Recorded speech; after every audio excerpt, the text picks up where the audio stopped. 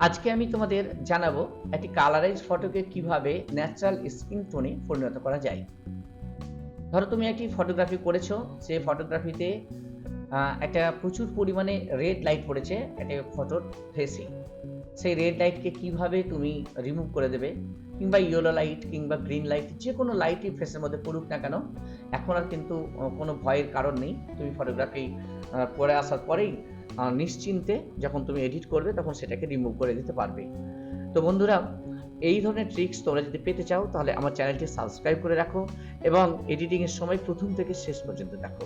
তো চলো আমরা শুরু করি। খুব সোজা একটা ট্রিক্স তোমাদের আজকে আমি জানাচ্ছি। তো দেখো, তুমি প্রথমে কি করবে, প্রথমে যাবে ফিল্টারে গিয়ে যাবে নিউডাল ফিল্টারে যাওয়ার পরেই দেখো এখানে একটু লোডিং হতে সময় নেবে। এখানে লোডিং হচ্ছে নিউরাল ফিল্টার পরে বিভিন্ন ধরনের এখানে অপশান রয়েছে। তার মধ্যে একটি অপশান রয়েছে, দেখো কালারাইজ অপশান রয়েছে, এটা অফ রয়েছে।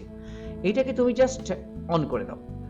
অন করে দিয়ে এখানে লক্ষ্য রাখো, একটু ওয়েট করে লক্ষ্য রাখো, দেখো খুব সুন্দর একটা ন্যাচারাল স্কিন টোনে পরিণত হয়েছে।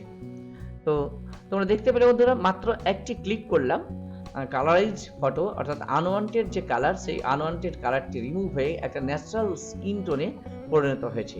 তো খুব সোজা, এরপর এটাকে ওকে করে দাও। ওকে করে দেওয়ার পরে তোমার প্রয়োজন মতো ড্রাইভে বা যে কোনো জায়গায় তুমি সেভ করতে চাও সেটিকে সেভ করো।